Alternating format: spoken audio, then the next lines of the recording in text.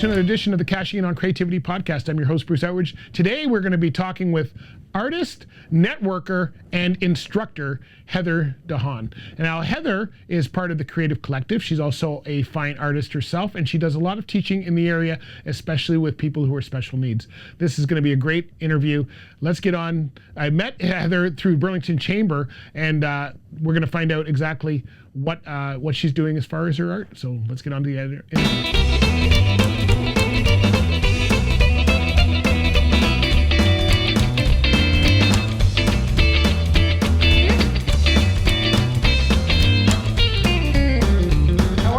Great. Heather Dahon. Yes. I said it right that time because it's a rooster. I don't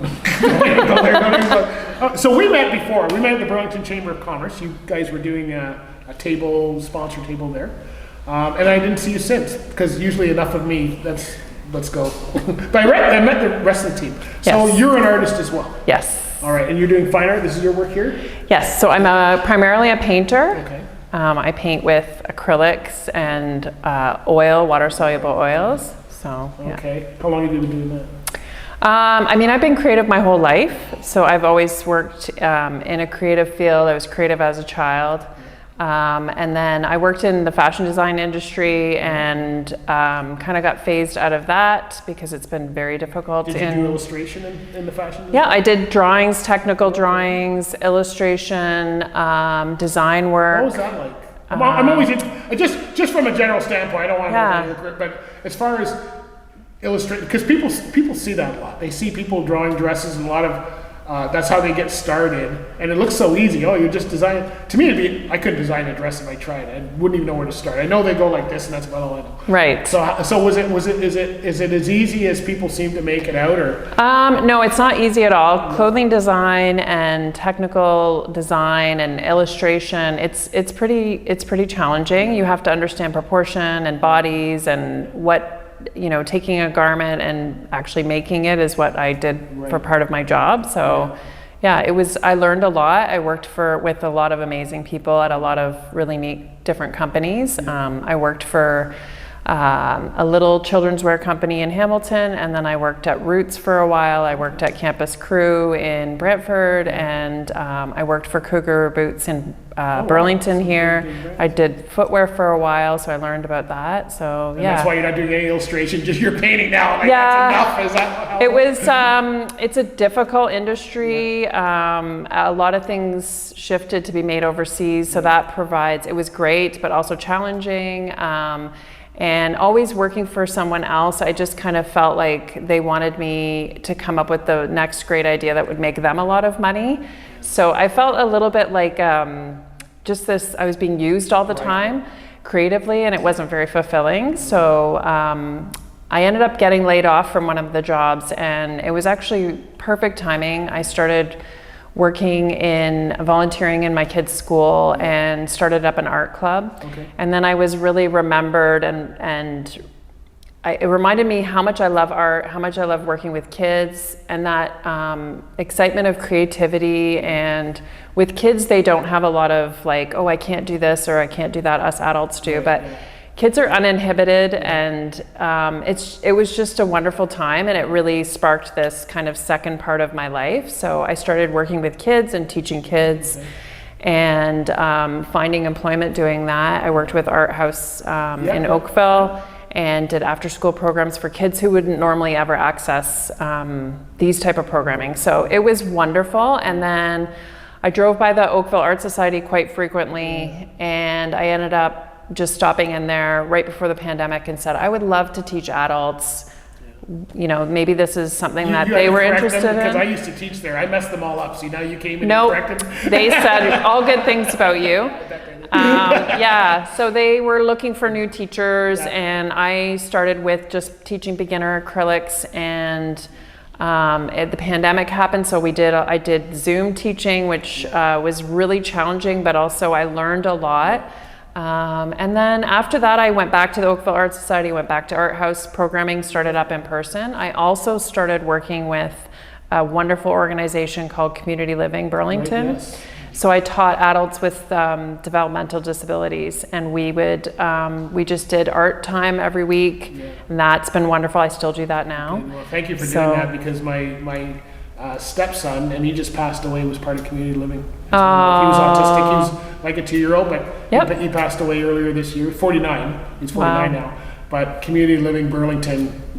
Wonderful organization. Yeah, so I cannot say enough of anybody that mentions community living. Yeah. I just think it's the world. They're incredible people that work there. I've met them in different areas as well, like outside of Halton, and they're all doing some great things. There's community living is all over Ontario, and they are an amazing organization, and the little chapters in our cities are great, and they have programming. So I'm able to participate in the programming. I was at a class this morning. We did Christmas in July this morning. So we have a lot of fun. I saw the ads. I am not watching Christmas movies starting tomorrow. No, my wife and I said, look, December is when it should start. We just had fun. It was something fun to do. It's our favorite time of year. So we've been doing. So the teaching, and then you're doing the painting, and that's your so full-time I teach. right now? Okay. Well, every season kind of looks a little different. I teach in different areas. I paint in between all of that. I paint to teach, or get inspired by different things, and it's kind of wherever I'm at. We were just in Europe, so I saw a lot of really amazing artwork and super inspiring. So then I will evolve and kind of work in certain areas. So I did a lot of landscapes last year. I took a portrait class. I take classes as well. I'm self-taught, so I'm always learning, always exploring. It keeps it interesting. And then I like taking classes, because when I take classes, I'm a student, and then it reminds me I learn different teaching techniques, but also how to approach people who are new to art, but I often get people that say, when I was growing up, I used to be super creative, and then as adults we step away from that. So I really like helping people rediscover that child artist and bring that out as an adult. It's amazing how it happens, right? Because I started drawing when I was 10. I stopped drawing when I was 16. Yep. I got into the trucking industry. Yep. And then it was 18 years before I picked up a pencil again, and I started back. I went through a divorce, and all I got was the box of my sketchbooks. And that started up, and now I do it, I consider it full-time, like whatever gets in the calendar first, but it's one of our businesses. Awesome. So it's never too late, even if you put it away for a while, it's still there. It's just not percolating. After the pandemic, we ended up having a lot of people because a lot of people retired, right? And a lot of people came through the doors at Oakville Art Society, and and a lot of my friends have just rediscovered this creative side to them. So I love helping people bring that out. Yeah. So. And you're also, now did you help found the Creative Collective? We had Marianne on the show before. Yeah. I think you guys, both founders? So we started, I had this yearning during the pandemic, we were looking for community. So all of my programming shut down. So I was very lonely. Although I was in a house full of people, I was extremely lonely and wanting to connect. And I had been thinking about what creative communities are and why is it important? So it started with a Facebook post that actually my friend Kelly wrote, and just in our local community Facebook group, and just said, is anybody out here creative? What are people doing? And we just got this flood of responses from, fabric arts to painting to glass arts to you name it. So we decided, hey, I think we have something here. And a couple people sort of showed up as really interested. I'd be interested in helping organize. And we just, when it was safe, we decided to get together. We actually had a few Zoom meetings. And then the city of Burlington said that they were offering grants for arts and culture. So we were like, hey, let's apply for a grant for an art event. And we can showcase our work. And we applied, we got the grant. So we had our first art walk. During the pandemic, we ended up having, we were in a park and we were in people's backyards, and you could literally walk around and view art. And the feedback we got was incredible. People were like, this is the best thing. A, because we were stuck inside. B, it was a beautiful day. And we were able to show art in community, and we've been doing it ever since. It's our 5th year. We meet, monthly we plan it. And then as artists, what's been amazing is we've seen each other grow and evolve, and we've encouraged each other. So it's been the importance of artist community is it's I've never really realized how important it is. And just meeting people like you, and I've met so many artists through this gallery space, through our greater community. It's been incredible. So, it's a great way to go. It really is. I think you can be very insular as an artist because you're very much like looking at your whatever it is you're making and you're thinking about that. But I have learned so much, and we help each other out. And I've also started taking a pottery class from somebody in our neighborhood that makes pottery, and that has opened up a whole realm of interesting things. Nothing I would ever want to show yet, but no, it takes time. It takes a lot of time. Do you sell your art? Yes. So now, let's talk a little bit about business, because that's kind of the focus of this podcast. Okay. Where do you sell? How do you sell? Do you sell online? Do you only do shows? How do you get your art out to the public? So right now I do commission work. Okay. We sell at the Art Walk event on August 23rd. I sell. I'm working on a new website, so I'm going to have my items up there to sell. Okay. And then I have people in my home. If people are interested, I sell work to friends and family. So I'm just at the point now where I'm pretty confident in selling. Prior to that, it was more experimentation and not quite feeling like I'm there. And now I feel like, okay, I'm ready to start selling a little bit more. I've done gallery shows through the Oakville Art Society, and I've sold paintings through that as well. So, yeah. Did you find teaching art, did that help you develop or sell your art? I found when I started teaching, it actually made my art stronger, because you're teaching it and you're trying to prove that you gotta know your stuff. You're supposed to be talking about, right?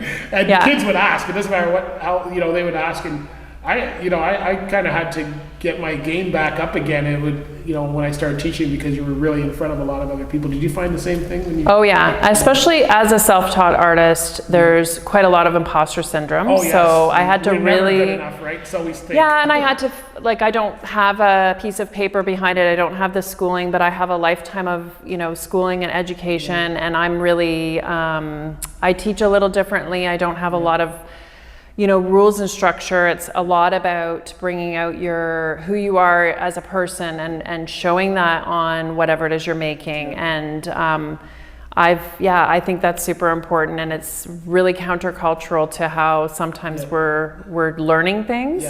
It's really a bit more unlearning as well, because typically I'm teaching adults. And with adults, we always want to know what the right way to do it, and we don't want to fail. So with creating things, that's just part of it. I've made pottery that I had to throw out because it was garbage, but I learned a lot. So focusing on the process, not necessarily the finished product, has been really a good lesson. And also when I'm teaching, sometimes I'll do a demo, and it's just not working, and I'm okay with that. I used to get really upset and embarrassed. Now I'm just like, it's Here's not all the mistakes. working. I'll teach you the right way next time we come in. Right? Yeah, it's just not. Some days are just, we're not robots, so some days when we create things, they just don't work out. And it's actually, I can sit and process it and then go back to it the next day and be like, oh, I know how to correct this. Or I'll call in another artist friend or ask. My husband's very good technically and has an art background as well, so I'll just get a trusted mentor to look at and go, what is wrong here? Because I'm not seeing it. I'm too close to it. Yeah. So my trick was to keep three projects going at the same time. Smart. So when I got stuck on one painting, I go and do this, and then I go back to this a week later or whatever, and then you go, oh, that's what's wrong with it. Yeah. You couldn't figure it out. I could. Same with computers. You turn them off. Yes. And then you Restart. Turn them off a week Restart. From now. Yes. Well, I listen to a lot of creativity podcasts, and I've realized, and with meeting my artist friends, that this is the creative process. It is part of it. Our brains are processing. I've learned that sometimes I would wake up in the middle of the night, and I would figure out how to mix that color or show that dimension, or a design idea would come to me. And that's very much part of our amazing brains. It drives my wife nuts. She goes, why don't you just go back to sleep? I go, no. No. If I get up to go to the washroom, I'm all of a sudden now thinking about, what do I got on schedule tomorrow? How am I going to fix that painting? What am I going to do? And sometimes that's why you either keep a notebook by the side of the bed and you write it down. That's what musicians do. Oh, that's that title. Because you will never get back to sleep. You go, I'll remember it in the morning, and you won't. I've gotten up many times and written things down and said, super okay, important. now I can go back. Are you using social media or anything for your? Yeah, I'm on Instagram. My Instagram is Painted Heather, and then that's primarily where I am. I try to post new work there, and just work. What are the things? Do you post anything else like behind the scenes? A little bit, yeah, a little bit. Like today, we did a snowman craft for Christmas in July, so I'll post things that I'm doing on my other jobs as well. So people are very interested in that. I think people are just really interested in seeing anything that's creative and what people are making, and that inspires us. And I love showing things that are, when I'm at community living, the art we're doing, it may not look like other art I'm doing, but I think it's inspiring. And my community living friends, they don't ever say, I can't do this, or I'm not good at this, or this is too hard. So I just feel like I have so much to learn from their attitudes and the way they approach art, creativity, life. So yeah. My wife, I'll look at, I could look at this painting, and if I was to watch the artist doing this, I'd be watching things like their brush stroke or their technical. Yeah, and she's going, I go, no, look at the way he's doing that. It's really cool and that's what I think I love about Instagram. Is just I could follow the people that inspire me, and just looking at, that's what they're doing. Yep. And as a caricature artist, I've always got to I've still got to keep my game going. I change my style every couple, and I'm looking at, that's a great way of just doing the lettering. Yep. Names are one thing I struggle with as far as, so I go, I like the way they do that, and you maybe incorporate that next time. You get inspired by what, I think we are, again, it goes back to community.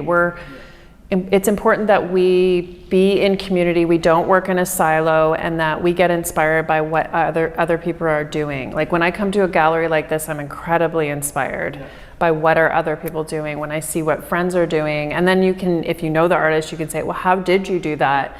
Give me the technical, or just let's try doing things, differently together.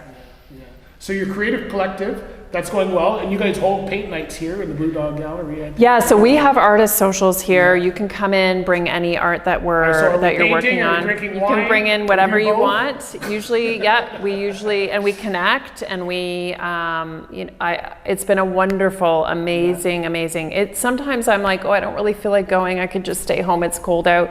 And then I come, and Deb's here, the art's here, the people are here, and it's just this hub of so much creativity and excitement and just connection, which I think we all need, and we all crave. So where do people find out about the paint nights, or is that what you're calling them, or are you calling them? We call them artist socials. We are on Instagram as the EG Creative Collective, and we have a website as well. You can sign up to get our mailing list. We're going to be at the art walk at the Burloak Park on August 23rd, so you can connect with us there too. Great. Okay, good. And your website again? Do you have one? Myself? Yeah. I'm just Instagram right now. At Painted Heather. And my website is, we're working on it. So how would we buy this? You put the finished work on Instagram. Yeah. How does somebody buy it if they want? They can just send me a message. They can send me a message, Do you sell in the galleries here too around town? Not yet. Oh. Blue Dogs here. That's how it goes. Heather, thank you for your time today. Thank you so much. Yes. You did a great job, and I'm going to check out this. I've got to sign up. Yes. Because I you said I do. would do that. We will get you there. Get me there. Thank you very much. Good job. That was a great interview with Heather. If you're looking for her art, you can find it on Instagram. If you're looking for the Creative Collective, you can find it at creativecollectiveonline.com. Hope you're getting some great ideas for your business, and we'll see you next time on the Cashing In on Creativity.